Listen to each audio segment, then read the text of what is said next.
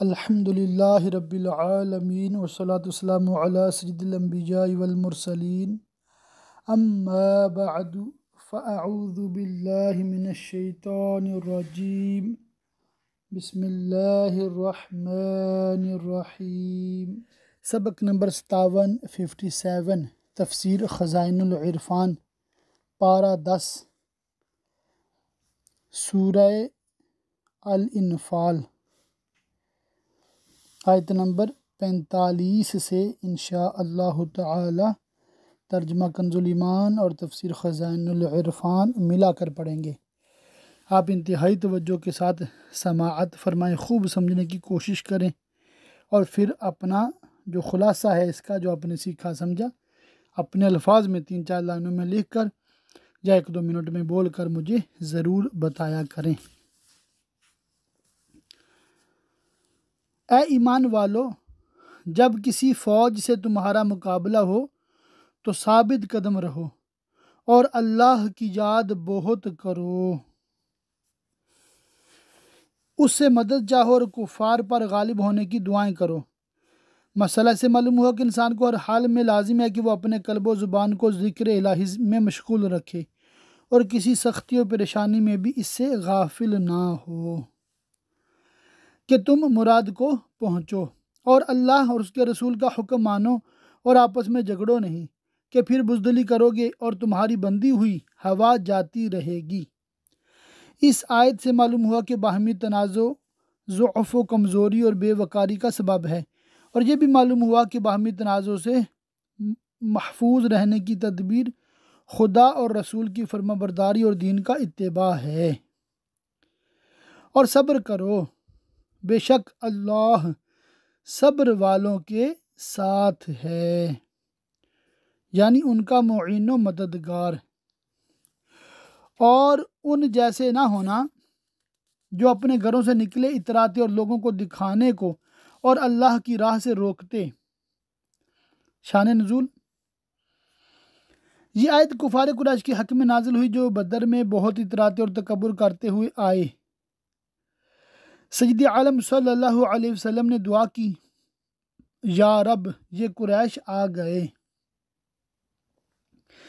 تکبر و غرور میں سرشار اور جنگ کے لیے تیار، تیرے رسول کو جھٹلاتے ہیں، یا رب اب وہ مدد عنایت ہو جس کا تو نے وعدہ کیا تھا۔ حضرت ابن عباس رضی اللہ تعالیٰ عنہما نے فرمایا کہ جب ابو سفیان نے دیکھا کہ قافلہ کو کوئی خطرہ نہیں رہا تو انہوں نے قریش کے پاس پیام بھیجا کہ تم قافلہ کی مدد کے لیے آئے تھے، اب اس کے لیے کوئی خطرہ نہیں ہے، لہٰذا واپس جاؤ۔ اس پر ابو جہل نے کہا کہ خدا کی قسم ہم واپس نہ ہوں گے یہاں تک کہ ہم بدر میں اتریں، 3 روز قیام کریں، اونٹ ذبح کریں، بہت سے کھانے پکائیں، شرابیں پئیں، کنیزوں کا گانا بجانا سنیں، عرب میں ہماری شہرت ہو اور ہماری ہیبت ہمیشہ باقی رہے۔ لیکن خدا کو کچھ اور ہی منظور تھا۔ جب وہ بدر میں پہنچے تو جام شراب کی جگہ انہیں ساغر موت پینا پڑا، اور کنیزوں کی ساز و نوا کی جگہ رونے والیاں انہیں روئیں۔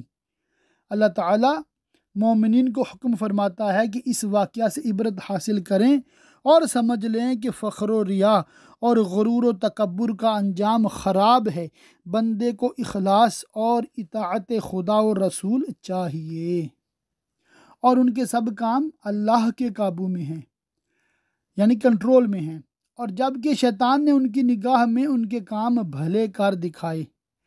اور رسول کریم صلی اللہ علیہ وآلہ وسلم کی عداوت اور مسلمانوں کی مخالفت میں جو کچھ انہوں نے کیا تھا اس پر ان کی تعریفیں کیں اور انہیں خبیث اعمال پر قائم رہنے کی رغبت دلائی۔ اور جب قریش نے بدر میں جانے پر اتفاق کر لیا تو انہیں یاد آیا کہ ان کی اور قبیلہ بنی بکر کے درمیان عداوت ہے، ممکن تھا کہ وہ یہ خیال کر کے واپسی کا قصد کرتے، یہ شیطان کو منظور نہ تھا، اس لیے اس نے یہ فریب کیا کہ وہ سراقہ بن مالک بن جعشم بنی کنانہ کے سردار کی صورت میں نمودار ہوا اور ایک لشکر اور ایک جھنڈا ساتھ لے کر مشرکین سے آ ملا اور ان سے کہنے لگا کہ میں تمہارا ذمہ دار ہوں، آج تم پر کوئی غالب نہیں آئے گا۔ جب مسلمانوں اور کافروں کے دونوں لشکر صف آرا ہوئے اور رسول کریم صلی اللہ علیہ وآلہ وسلم نے ایک مشت خاک مشرکین کے منہ پر ماری اور وہ پیٹھ پھیر کر بھاگی اور حضرت جبریل ابلیس لعین کی طرف بڑھے جو سراقہ کی شکل میں حارث بن ہشام کا ہاتھ پکڑے ہوئے تھا۔ وہ ہاتھ چھڑا کر معا اپنے گروہ کے بھاگا۔ حارث پکارتا رہ گیا، سراقہ سراقہ، تم تو ہمارے ضامن ہوئے تھے، کہاں جاتے ہو؟ کہنے لگا، مجھے وہ نظر آتا ہے جو تمہیں نظر نہیں آتا۔ اس آیت میں اس واقعہ کا بیان ہے۔ اور بولا، آج تم پر کوئی شخص غالب آنے والا نہیں اور تم میری پناہ میں ہو۔ تو جب دونوں لشکر آمنے سامنے ہوئے الٹے پاؤں بھاگا اور بولا، میں تم سے الگ ہوں،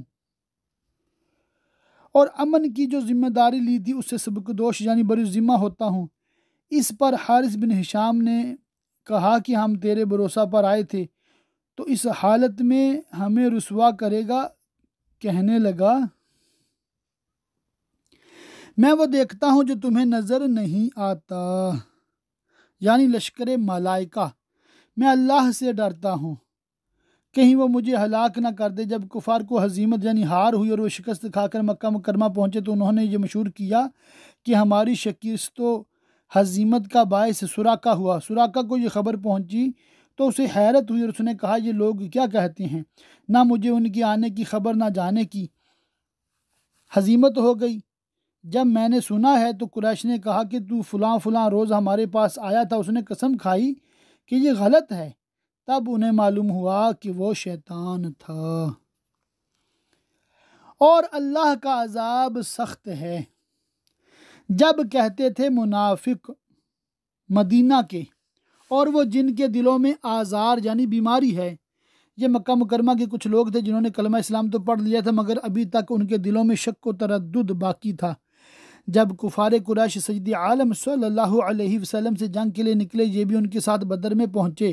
وہاں جا کر مسلمانوں کو قلیل دیکھا تو شک اور بڑھا اور مرتد ہو گئے اور کہنے لگے کہ یہ مسلمان اپنے دین پر مغرور ہیں کے باوجود اپنی ایسی قلیل تعداد کے ایسے لشکر گراں یعنی بڑے لشکر کے مقابل ہو گئے۔ اللہ تعالیٰ فرماتا ہے، اور جو اللہ پر بھروسہ کرے اور اپنا کام اس کے سپرد کر دے اور اس کے فضل و احسان پر مطمئن ہو تو بے شک اللہ اس کا حافظ و ناصر ہے، غالب حکمت والا ہے۔ اور کبھی تو دیکھے جب فرشتے کافروں کی جان نکالتے ہیں، مار رہے ہیں ان کے منہ پر اور ان کی پیٹھ پر لوہے کے گرز جو آگ میں لال کیے ہوئے ہیں، اور ان سے جو زخم لگتا ہے اس میں آگ پڑتی اور سوزش ہوتی ہے، ان سے مار کر فرشتے کافروں سے کہتے ہیں، اور چکھو آگ کا عذاب، یہ مصیبتیں اور عذاب بدلہ ہے اس کا جو تمہارے ہاتھوں نے آگے بھیجا، یعنی جو تم نے کسب کیا کفر اور عصیان۔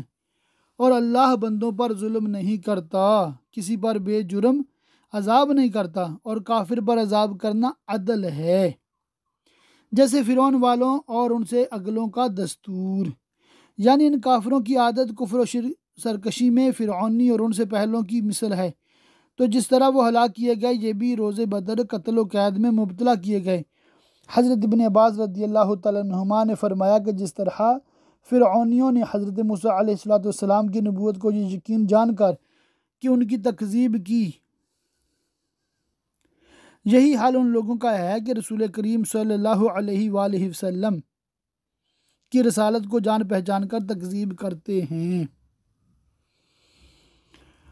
وہ اللہ کی آیتوں سے منکر ہوئے تو اللہ نے انہیں ان کے گناہوں پر پکڑا، بے شک اللہ قوت والا سخت عذاب والا ہے۔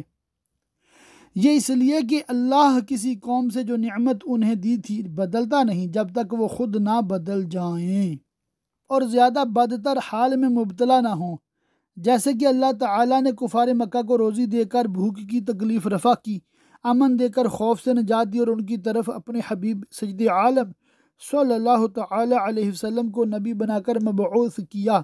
انہوں نے ان نعمتوں پر شکر تو نہ کیا، بجائے اس کے یہ سرکشی کی کہ نبی علیہ السلام کی تکذیب کی۔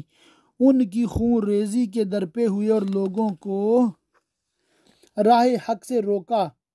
سدی نے کہا کہ اللہ کی نعمت حضرت سید انبیاء محمد مصطفیٰ صلی اللہ تعالی علیہ وآلہ وسلم ہیں، اور بے شک اللہ سنتا جانتا ہے۔ جیسے فرعون والوں اور ان سے اگلوں کا دستور، انہوں نے اپنے رب کی آیتیں جھٹلائیں تو ہم نے ان کو ان کے گناہوں کے سبب ہلاک کیا، اور ہم نے فرعون والوں کو ڈبو دیا۔ ایسے ہی یہ کفار قریش ہیں جنہیں بدر میں ہلاک کیا گیا، اور وہ سب ظالم تھے۔ بے شک سب جانوروں میں بدتر اللہ کے نزدیک وہ ہیں جنہوں نے کفر کیا اور ایمان نہیں لاتے، وہ جن سے تم نے معاہدہ کیا تھا پھر ہر بار اپنا عہد توڑ دیتے ہیں۔ شان نزول: ان شر الدواب، اور اس کے بعد کی آیتیں بنی قریظہ کے یہودیوں کے حق میں نازل ہوئیں جن کا رسول کریم صلی اللہ تعالی علیہ وآلہ وسلم سے عہد تھا کہ وہ آپ سے نہ لڑیں گے نہ آپ کے دشمنوں کی مدد کریں گے۔ انہوں نے عہد توڑا، اور مشرکین مکہ نے جب رسول کریم صلی اللہ تعالی علیہ وآلہ وسلم سے جنگ کی تو انہوں نے ہتھیاروں سے ان کی مدد کی۔ پھر حضور صلی اللہ تعالی علیہ وسلم سے معذرت کی کہ ہم بھول گئے تھے اور ہم سے قصور ہوا، پھر دوبارہ عہد کیا اور اس کو بھی توڑا۔ اللہ تعالیٰ نے انہیں سب جانوروں سے بدتر بتایا کیونکہ کفار سب جانوروں سے بدتر ہیں، اور باوجود کفر کے عہد شکن بھی ہوں تو اور بھی خراب، اور ڈرتے نہیں خدا سے، نہ عہد شکنی کے خراب نتیجہ سے اور نہ اس سے شرماتے ہیں، باوجود کہ عہد شکنی ہر عاقل کے نزدیک شرمناک جرم ہے، اور عہد شکنی کرنے والا سب کے نزدیک بے اعتبار ہو جاتا ہے۔ جب ان کی بے غیرتی اس درجہ پہنچ گئی تو یقیناً وہ جانوروں سے بدتر ہیں۔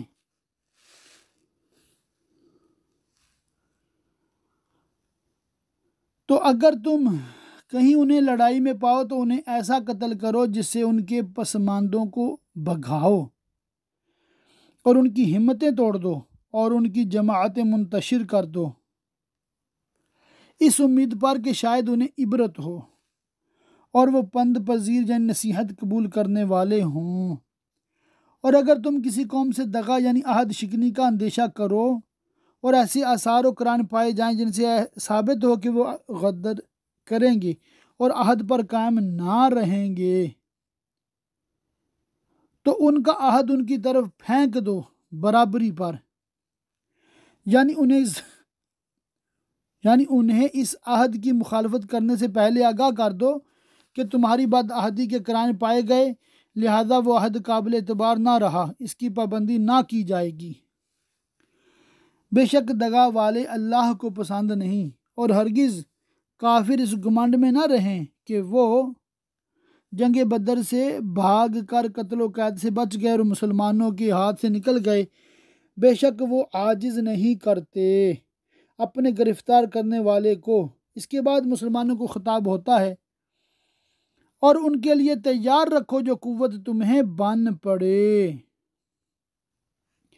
خواہ وہ ہتھیار ہوں یا قلعے یا تیر اندازی۔ مسلم شریف کی حدیث میں ہے کہ سید عالم صلی اللہ علیہ وآلہ وسلم نے اس آیت کی تفسیر میں قوت کے معنی رمی یعنی تیر اندازی بتائے۔ اور جتنے گھوڑے باندھ سکو کہ ان سے ان کے دلوں میں دھاک بٹھاؤ جو اللہ کے دشمن اور تمہارے دشمن ہیں، یعنی کفار اہل مکہ ہوں یا دوسرے، اور ان کے سوا کچھ اوروں کے دلوں میں جنہیں تم نہیں جانتے۔ ابن زید کا قول ہے کہ یہاں اوروں سے منافقین مراد ہیں، حسن کا قول ہے کہ کافر جن۔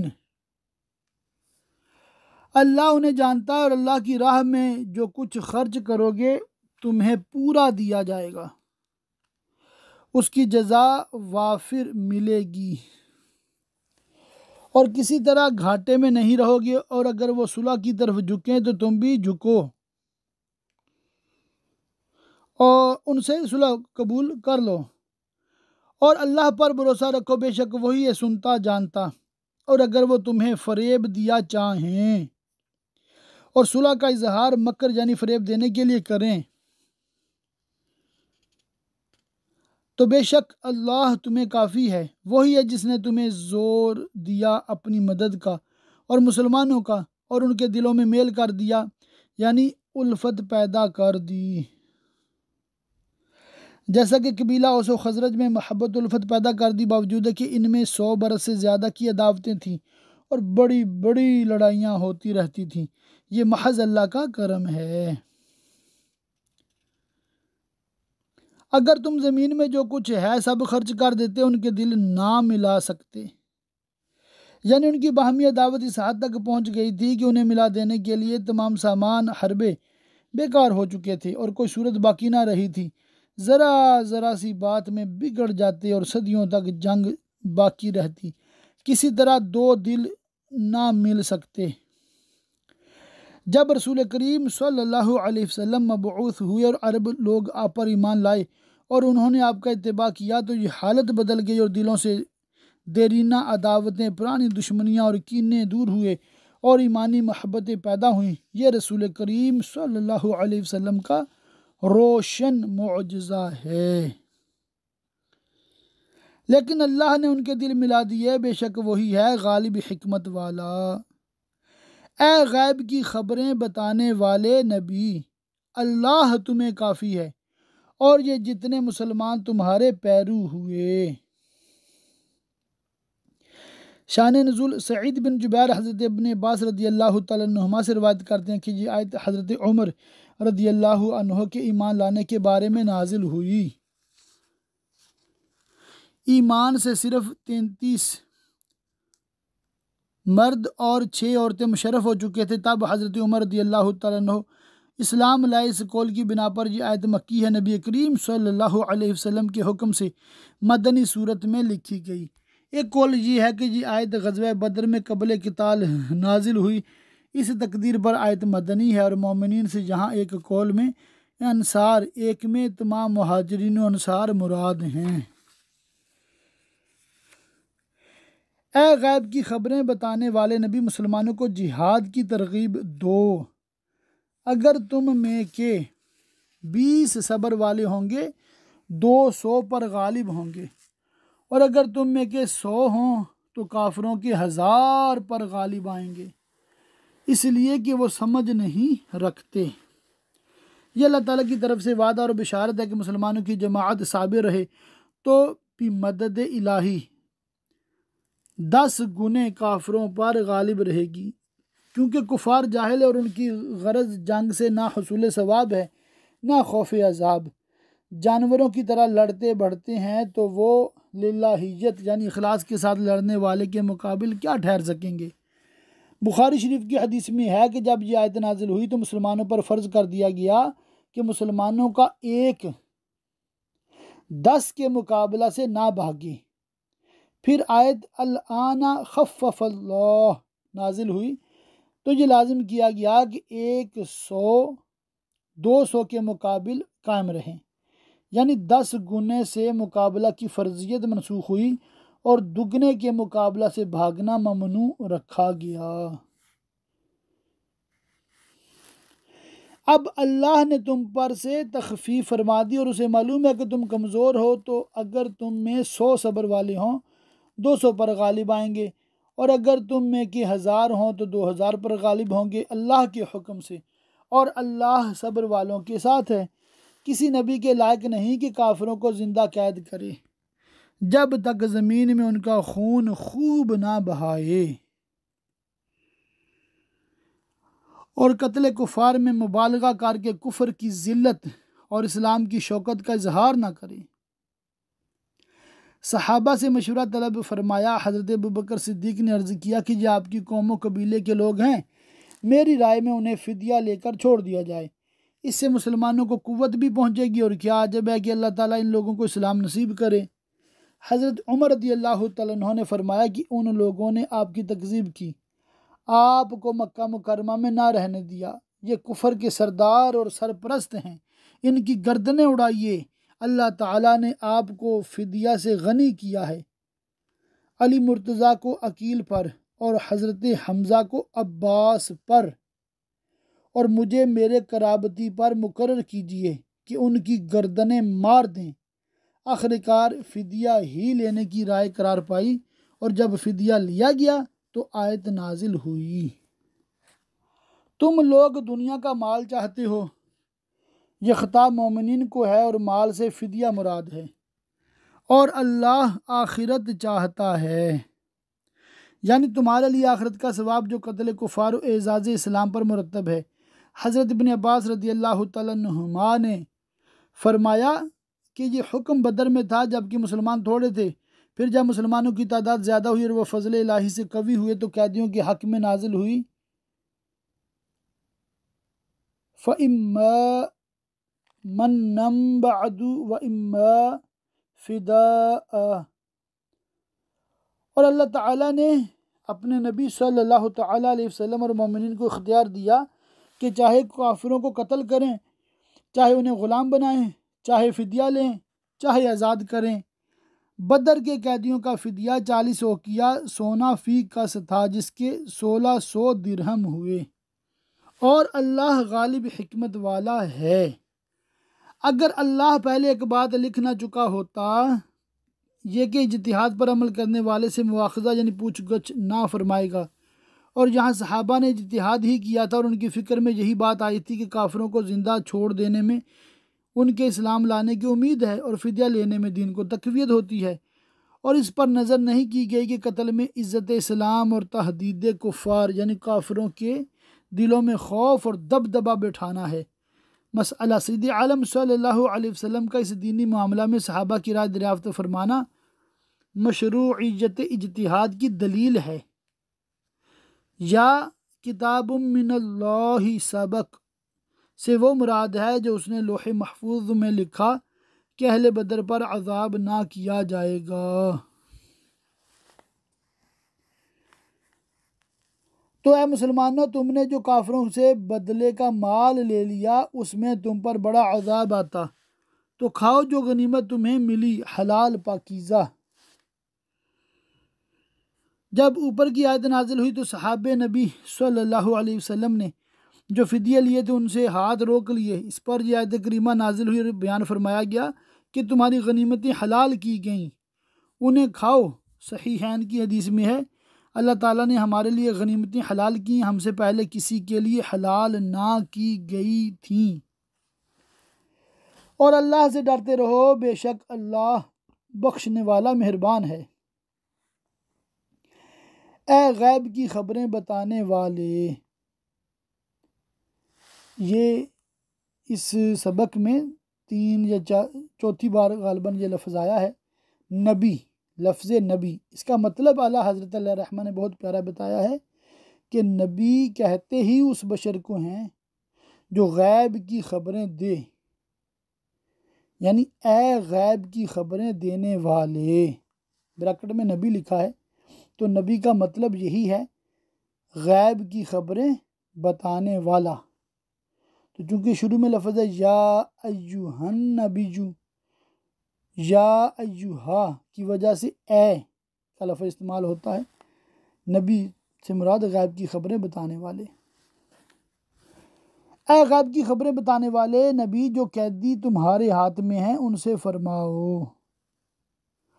شان نزول، یہ آیت حضرت عباس بن عبد المطلب رضی اللہ تعالیٰ عنہ کے بارے میں نازل ہوئی، جو سید عالم صلی اللہ علیہ وسلم کے چچا ہیں۔ یہ کفار قریش کے ان 10 سرداروں میں سے تھے جنہوں نے جنگ بدر میں لشکر کفار کے کھانے کی ذمہ داری لی تھی، اور یہ اس خرچ کے لیے 20 اوقیہ سونا ساتھ لے کر چلے تھے۔ ایک اوقیہ 40 درہم کا ہوتا ہے، لیکن ان کے ذمہ جس دن کھانا تجویز ہوا تھا خاص اسی روز جنگ کا واقعہ پیش آیا اور قتال میں کھانے کھلانے کی فرصت و مہلت نہ ملی، تو یہ 20 اوقیہ سونا ان کے پاس بچ رہا۔ جب وہ گرفتار ہوئے اور یہ سونا ان سے لے لیا گیا تو انہوں نے درخواست کی کہ یہ سونا ان کے فدیہ میں محسوب یعنی شمار کر لیا جائے، مگر رسول کریم صلی اللہ علیہ وسلم نے انکار فرمایا، ارشاد فرمایا جو چیز ہماری مخالفت میں صرف کرنے کے لیے لائے تھے وہ نہ چھوڑی جائے گی۔ اور حضرت عباس پر ان کے دونوں بھتیجوں عقیل بن ابی طالب اور نوفل بن حارث کے فدیے کا بھی بار ڈالا گیا۔ تو حضرت عباس نے عرض کیا یا محمد صلی اللہ علیہ وسلم، تم مجھے اس حال میں چھوڑو گے کہ میں باقی عمر قریش سے مانگ مانگ کر بسر کیا کروں؟ تو حضور نے فرمایا کہ پھر وہ سونا کہاں ہے جس کو تمہارے مکہ مکرمہ سے چلتے وقت تمہاری بی بی ام الفضل نے دفن کیا ہے، اور تم ان سے کہہ کر آئے ہو کہ خبر نہیں ہے کہ مجھے کیا حادثہ پیش آئے، اگر میں جنگ میں کام آ جاؤں یعنی مارا جاؤں تو یہ تیرا ہے، اور عبداللہ اور عبید اللہ کا اور فضل اور قسم کا، یہ سب ان کے بیٹے تھے۔ حضرت عباس نے عرض کیا کہ آپ کو کیسے معلوم ہوا؟ حضور نے فرمایا مجھے میرے رب نے خبردار کیا ہے۔ اس پر حضرت عباس نے عرض کیا میں گواہی دیتا ہوں بے شک آپ سچے ہیں، اور میں گواہی دیتا ہوں کہ اللہ کے سوا کوئی معبود نہیں، اور بے شک آپ اس کے بندے اور رسول ہیں۔ میرے اس راز پر اللہ کے سوا کوئی مطلع نہ تھا۔ اور حضرت عباس نے اپنے بھتیجوں عقیل و نوفل کو حکم دیا وہ بھی اسلام لائے۔ سبحان اللہ۔ اگر اللہ نے تمہارے دلوں میں بھلائی جانی، خلوص ایمان اور صحت نیت سے، تو جو تم سے لیا گیا یعنی فدیہ، اس سے بہتر تمہیں عطا فرمائے گا اور تمہیں بخش دے گا، اور اللہ بخشنے والا مہربان ہے۔ جب رسول کریم صلی اللہ علیہ وسلم کے پاس بحرین کا مال آیا جس کی مقدار 80,000 تھی، تو حضور نے نماز ظہر کے لیے وضو کیا اور نماز سے پہلے کل کا کل تقسیم کر دیا، اور حضرت عباس رضی اللہ تعالیٰ عنہ کو حکم دیا کہ ان میں سے لے لو، تو جتنا ان سے اٹھ سکا اتنا انہوں نے لے لیا۔ وہ فرماتے تھے کہ یہ اس سے بہتر ہے کہ جو اللہ نے مجھ سے لیا، اور میں اس کی مغفرت کی امید رکھتا ہوں۔ اور ان کے تمول یعنی دولت مند ہونے کا یہ حال ہوا کہ ان کے 20 غلام تھے، سب کے سب تاجر، اور ان میں سب سے کم سرمایہ جس کا تھا اس کا 20,000 کا تھا۔ اور اے محبوب اگر وہ قیدی تم سے دغا چاہیں تمہاری بیعت سے پھر کر اور کفر اختیار کر کے، تو اس سے پہلے اللہ ہی کی خیانت کر چکے ہیں جس پر اس نے اتنے تمہارے قابو میں دے دیے، جیسا کہ وہ بدر میں دیکھ چکی ہیں کہ قتل ہوئے گرفتار ہوئے، آئندہ بھی اگر ان کے اعتبار وہی رہے تو انہیں اسی کا امیدوار رہنا چاہیے۔ اور اللہ جانے والا حکمت والا ہے، بے شک جو ایمان لائے اور اللہ کے لیے اور اسی کے رسول کی محبت میں انہوں نے اپنے گھر بار چھوڑے اور اللہ کی راہ میں اپنے مالوں اور جانوں سے لڑے، یہ مہاجرین اولین ہیں۔ اور وہ جنہوں نے جگہ دی اور مدد کی مسلمانوں کی اور انہیں اپنے مکانوں میں ٹھہرایا، یہ انصار ہیں۔ ان مہاجرین اور انصار دونوں کے لیے ارشاد ہوتا ہے وہ ایک دوسرے کے وارث ہیں۔ مہاجر انصار کے اور انصار مہاجر کے یہ وراثت آیتیں وَأُولُو الْأَرْحَامِ بَعْضُهُمْ أَوْلَىٰ بِبَعْضٍ سے منسوخ ہو گئی۔ اور وہ جو ایمان لائے اور مکہ مکرمہ ہی میں مقیم رہے اور ہجرت نہ کی، تمہیں ان کا ترکہ کچھ نہیں پہنچتا جب تک ہجرت نہ کریں، اور اگر وہ دین میں تم سے مدد چاہیں تو تم پر مدد دینا واجب ہے، مگر ایسی قوم پر کہ ان میں معاہدہ ہے، اور اللہ تمہارے کام دیکھ رہا ہے، اور کافر آپس میں ایک دوسرے کے وارث ہیں۔ ان کے اور مومنین کے درمیان وراثت نہیں۔ اس آیت سے ثابت ہوا کہ مسلمانوں کو کفار کی موالات اور موارثت سے منع کیا گیا، یعنی کہ مسلمان کافر کا دوست بھی نہیں ہو سکتا اور اس کا وارث بھی نہیں ہو سکتا، اور ان سے جدا رہنے کا حکم دیا گیا، اور مسلمانوں پر باہم میل جول رکھنا لازم کیا گیا۔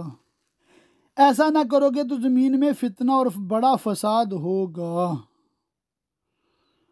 یعنی اگر مسلمانوں میں باہم تعاون و تناصر نہ ہو اور وہ ایک دوسرے کے مددگار ہو کر ایک قوت نہ بن جائیں تو کفار قوی ہوں گے اور مسلمان ضعیف، اور یہ بڑا فتنہ و فساد ہے۔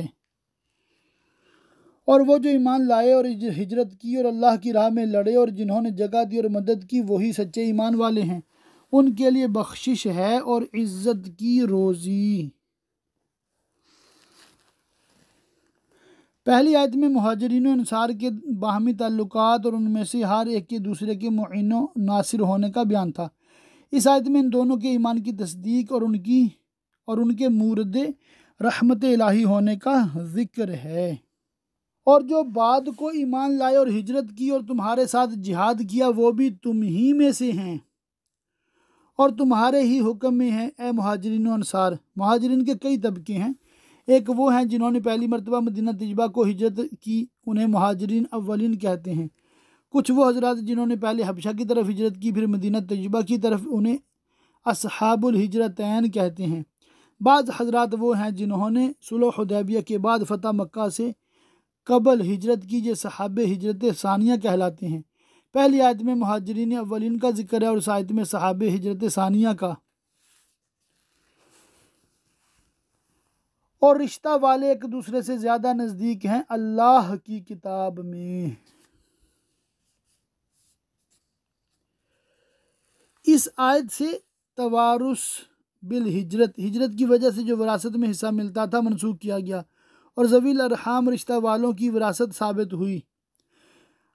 بے شک اللہ سب کچھ جانتا ہے۔ سبحان اللہ۔ سورۃ الانفال مکمل ہوئی۔ سورۃ توبہ انشاءاللہ تعالی اگلے سبق میں شروع کریں گے۔ اللہ تعالیٰ کی پاک بارگاہ میں دعا، اللہ پاک ہمیں قرآن پاک کو خوب سمجھنے، اس پر عمل کرنے اور اس کی پیاری پیاری تعلیمات کو دوسرے لوگوں تک پہنچاتے رہنے کی توفیق رفیق مرحمت فرمائے، آمین بجاہ النبی الامین وصلی اللہ تعالی علیہ وآلہ وصحبہ وبارک وسلم۔